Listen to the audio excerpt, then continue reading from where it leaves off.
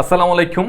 আজকে আমরা report writing just 10 মিনিটে একটি ফরম্যাটে শেষ করব, ঠিক আছে?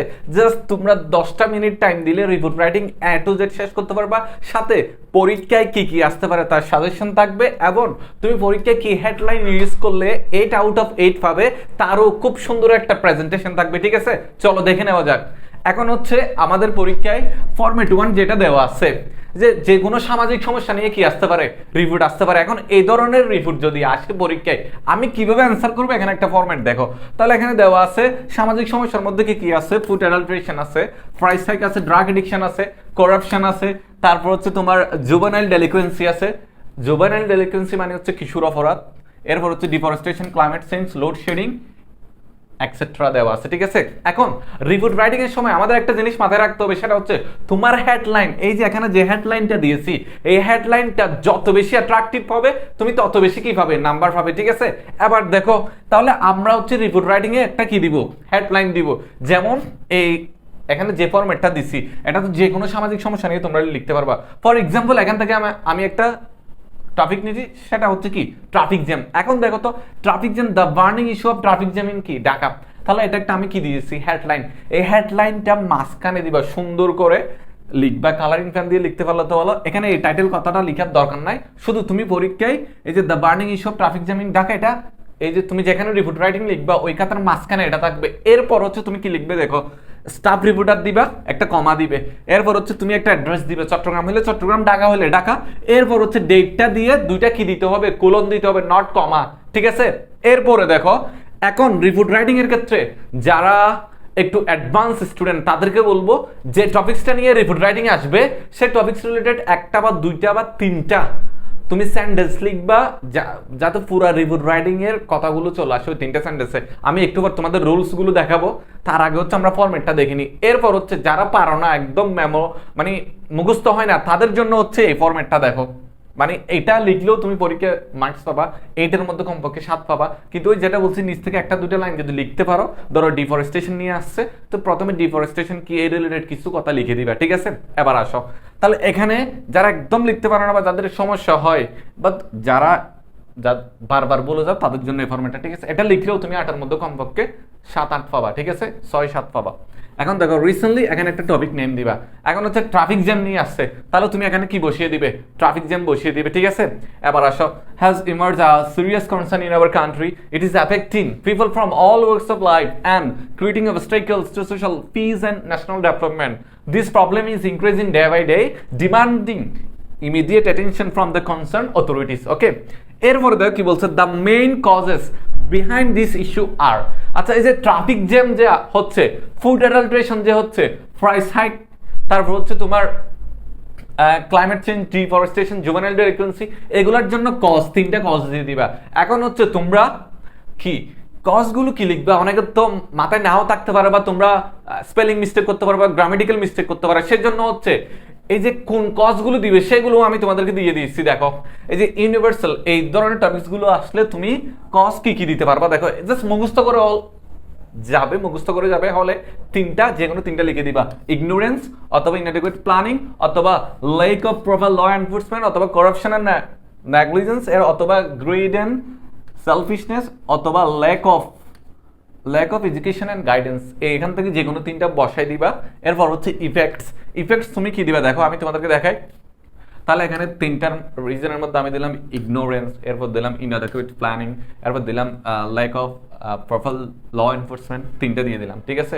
এরপর ডিউ টু, এই কজগুলো কোথায় থেকে দিলাম, এখান থেকে বসাই দিলাম, ঠিক আছে? তাহলে যেটা আসবে আসুক, তুমি এখান থেকে যে কোনো তিনটা কজ বসিয়ে দিলে হবে। এরপরে আসো, এরপরে বলছে অ্যাজ আ রেজাল্ট ইফেক্ট 1 আর ইফেক্ট 2, মানে এর প্রভাবগুলো কি কি। তাহলে দেখো তো, ইফেক্ট এখানে কি দেওয়া আছে, হেলথ হ্যাজার্ডস।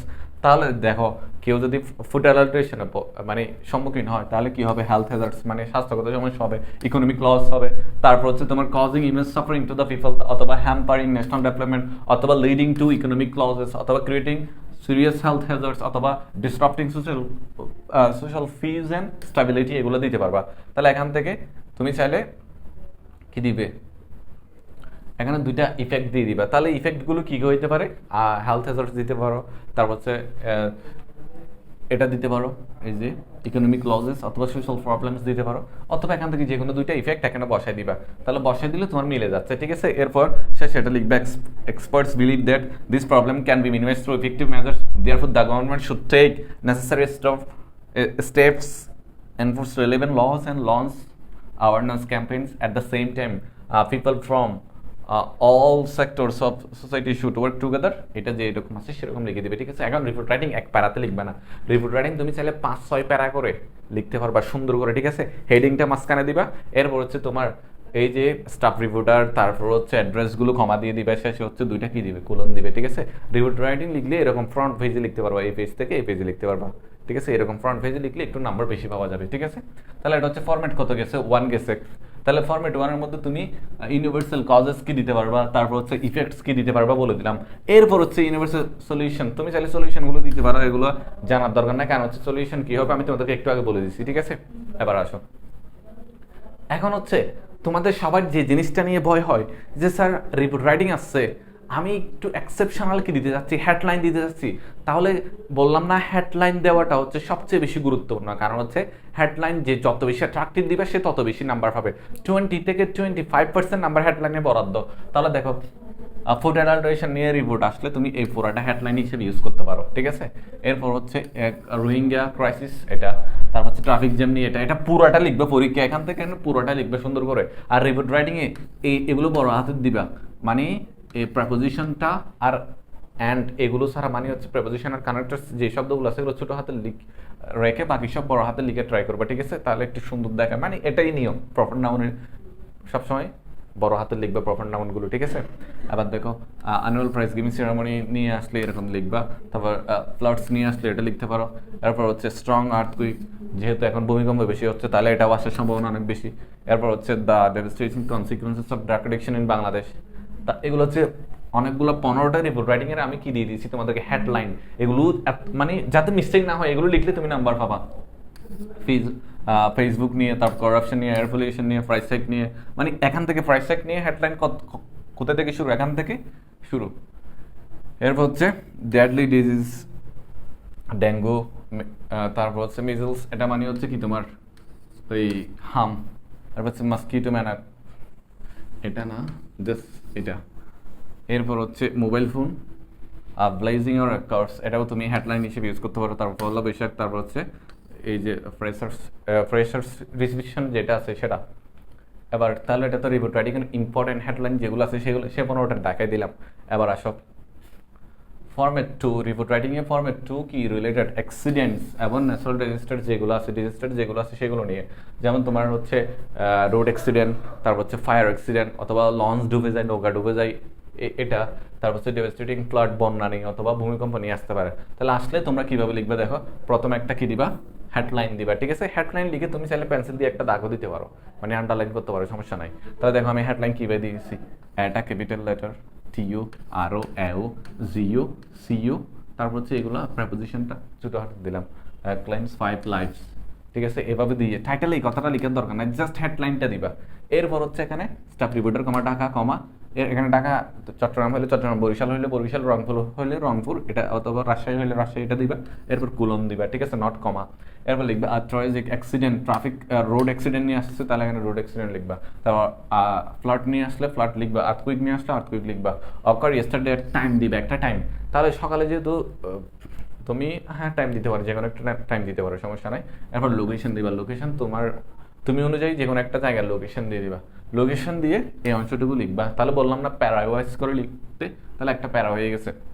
এরপর এটাও বলছি, যারা ধরো রোড অ্যাক্সিডেন্ট নিয়ে জানো তারা একটা দুইটা সেন্টেন্স রোড অ্যাক্সিডেন্ট নিয়ে এখানে লিখে দিতে পারবা, ঠিক আছে। এরপর দেখো অ্যাকর্ডিং টু দ্য আইউটনেসেস, যারা হয়তো প্রত্যক্ষদর্শী ছিল তারা, দ্য ইনসিডেন্ট টুক প্লেস, কোথায় সংঘটিত হয়েছিল, কিসের কারণে সংঘটিত হয়েছিল, ডিউ টু, আচ্ছা রোড অ্যাক্সিডেন্ট বলো, ফায়ার অ্যাক্সিডেন্ট বলো, এগুলো মানুষের অসচেতনতার কারণে হয় অথবা আরো অনেক কারণ হয়, সেগুলো এখন হচ্ছে এখানে কজ কি দিবা, তোমাদের মনে একটু প্রশ্ন আসতে পারে বারবার, বা কি হইতে পারে। তো সেই জন্য আমি তোমাদের খুব সুন্দর একটা চার্ট দিয়ে দিছি, দেখো অ্যাক্সিডেন্ট রিলেটেড যেগুলো আসবে সেগুলোর জন্য ইউনিভার্সাল কজেস কোনগুলো দিবা, নেগলিজেন্স অফ অথরিটিস অথবা ল্যাক অফ সেফটি মেজার্স অথবা র্যাকলেস, যে ট্রাফিক রোড অ্যাক্সিডেন্ট তুমি র্যাকলেস ড্রাইভিং দিতে পারবা, ঠিক আছে।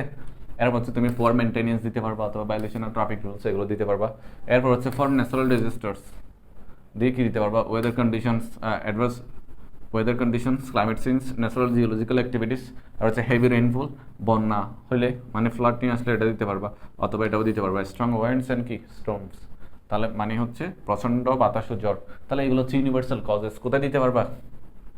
এখানে দিতে পারবা, ঠিক আছে। এরপর হচ্ছে এইটুকু একটা প্যারা, এইটুকু একটা প্যারা, এবং শেষ প্যারা এটা লিখবা এক্সপার্টস বিলিভ দ্যাট, কারণ হচ্ছে রিপোর্ট রাইটিংটা থার্ড পার্সন ভিউতে লিখতে হয়, ফার্স্ট অ্যান্ড সেকেন্ড পার্সন ভিউতে না লিখে থার্ড পার্সন ভিউতে লিখতে হয়। আমি তোমাদেরকে রুলসগুলো দেখাবো, তাহলে আশা করি তোমরা ফরম্যাট 2 বুঝতে পারছো। এবার আসো ফরম্যাট 3। ফরম্যাট 3 দেখো, ডে অবজারভেন্স, যেগুলো দিবস এবং উৎসব আছে সেগুলো নিয়ে যদি কোনো রিপোর্ট রাইটিং লিখতে বলে, এটা সবচেয়ে ইজি। কেমনে লিখবা? জাস্ট টাইটেলটা দিয়ে দিবা, টাইটেল দিয়ে এটা প্রশ্ন দেওয়া থাকবে, ঠিক আছে। যদি তুমি টাইটেল কি হবে বুঝতে না পারো, যে বিষয়টা আসবে না সেই বিষয়টার আগে কথাটা অ্যাড করে দিবা, আ রিপোর্ট, এটা আটটা বড় হাত দিও, আর রিপোর্ট অন দিয়ে যেটা কোয়েশ্চেনে থাকবে ওইটা বসাই দিবা, ঠিক আছে। তাহলে আর রিপোর্ট অন, ধরো ফুড অ্যাডাল্টেশন নিয়ে আসছে, তাহলে ফুড অ্যাডাল্টেশন লিখবে। যদি রিপোর্ট টাইটেলটা মনে না থাকে এভাবে লিখতে পারবে, এটাও ভুল না, নাম্বার পাবা। এরপর হচ্ছে সেম টাইটেলের পরে স্টপ রিপিটার কমা টাকা কমা, এরপর হচ্ছে ডেট দিয়ে কোলনটা দিবা, কোলন দিয়ে এইভাবে প্যারা করে করে লিখে দিবা, ঠিক আছে। যেমন দেখো এখানে with great respect and enthusiasm day দিবা, ডে হচ্ছে ইন্ডিপেন্ডেন্স ডে হলে independence day, mother language day হলে মাদার ল্যাঙ্গুয়েজ ডে, ওয়াজ অবজার্ভ এট, এখন কলেজের নাম দেওয়া থাকলে কলেজের নাম দিবা, না দেওয়া না থাকলে এক্স কলেজ লিখবা, কি কলেজ এই দেখো এখানে লিখে দিয়েছি, এখন ডেট দিবা। এখন তুমি স্কুল কলেজে প্রোগ্রাম হচ্ছে, তুমি যদি এখানে যদি 3 PM দাও 4 PM দাও, হবে না, কারণ সেগুলো তো রাত বোঝায়। সকালে প্রোগ্রাম হলে তোমার কি দিতে হবে? এম দিতে হবে, তাহলে তুমি 10 AM 11 AM দিতে পারবা, ঠিক আছে, নট 12 PM, ঠিক আছে, এটা মাথায় রাখিও। এরপর হচ্ছে the main purpose of the program was to remember, মানে এখানে লিখে দিয়েছি আমি আমার বলার দরকার নেই, এখন তোমরা জাস্ট মুখস্থ করে ফেলবা পরীক্ষায়, এটা যেরকম আছে সেরকম লিখবা। সেম এখানে হচ্ছে প্রোগ্রাম বিজ্ঞান হয়েছিল এত, এরপর হচ্ছে কে কে বক্তব্য দিছিল, কে কি বলছিল, এরপর হচ্ছে the event ended peacefully living a lasting impression on the minds of all present, ঠিক আছে। তাহলে এইভাবে লিখে দিবে। এটা হচ্ছে কত? ফরম্যাট 3। তোমাদেরকে জাস্ট দেখাচ্ছি, তাড়াতাড়ি দেখাচ্ছি, যাতে তোমাদের পরীক্ষাতে তোমরা তাড়াতাড়ি অ্যান্সার করতে পারো, ঠিক আছে। এবার আসো, তাহলে আমাদের 3টা ফরম্যাট শেষ। এখন হচ্ছে এখানে কয়েকটা রিপোর্ট রাইটিং এর অ্যান্সার দেওয়া আছে ফুড অ্যাডাল্টেশন নিয়ে, এগুলো হচ্ছে মানে একটু অ্যাডভান্স লেভেলের সাথে দিয়েছি, এগুলো একবার পড়ে যাবা তোমরা। ফুড অ্যাডাল্টেশন নিয়ে, এরপর হচ্ছে প্রাইস হাইক নিয়ে, এরপর হচ্ছে ড্রাগ অ্যাবিউজ মানে ড্রাগ এডিকশন নিয়ে, ঠিক আছে। এবার আসো আমরা যেখানে যাব সেটা হচ্ছে সাজেশন, যে রিপোর্ট রাইটিং এর সাজেশনে কি কি আসতে পারে বা রুলসগুলো একটু দেখবো, তার আগে সাজেশনগুলো একটু দেখে ফেলি।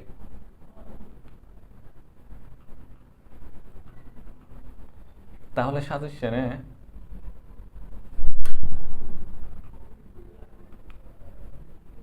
আচ্ছা দেখো,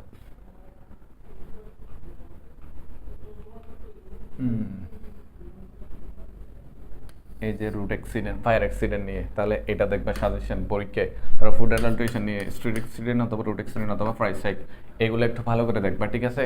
এরপরে দিক থেকে দেখবা আর্থকুয়েক, এটা দেখবা, ট্রাফিক জ্যামটা দেখবা, তারপর হচ্ছে ড্রাগ এডিকশন আসার তো সম্ভাবনা নাই, তাও হচ্ছে একটু দেখে। এরপর হচ্ছে মস্কিটো ম্যানাক, এইটা একটু দেখে যাবা, ঠিক আছে। এখানে একটা দুইটা তিনটা।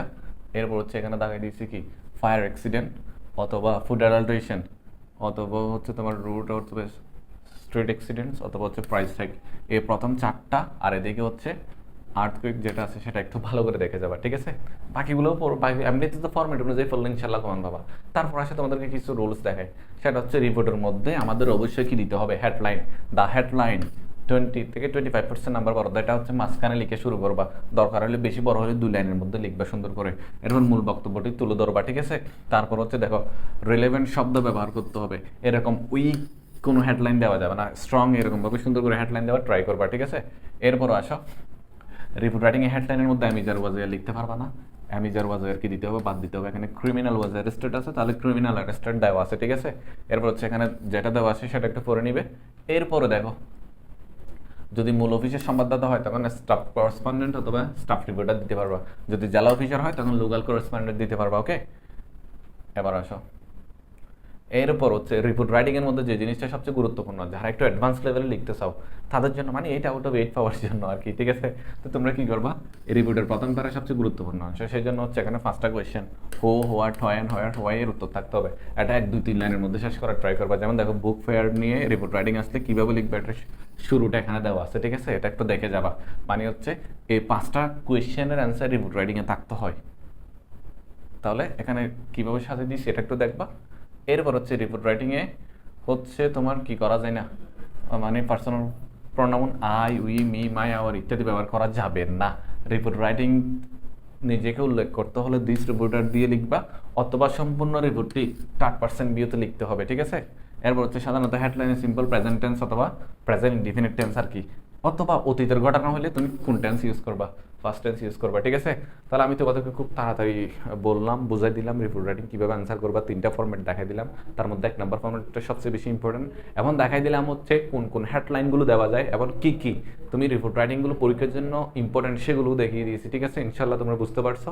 ক্লাস কেমন লাগছে বলবা, কমেন্ট করে জানাবা ক্লাস কেমন লাগছে। এরপর হচ্ছে যদি পিডিএফ লাগে ওই কমেন্টে সুন্দর করে লিখে দিবা, স্যার পিডিএফটাও লাগবে, ঠিক আছে? ইনশাল্লাহ তোমাদেরকে দিয়ে দিব। এখানে যা যা পড়াইছি সব কিছু যখনই কমেন্ট করবে সাথে সাথে দিয়ে দিব। ওকে, সবাই ভালো থাকবা, ভালো হোক পরীক্ষা।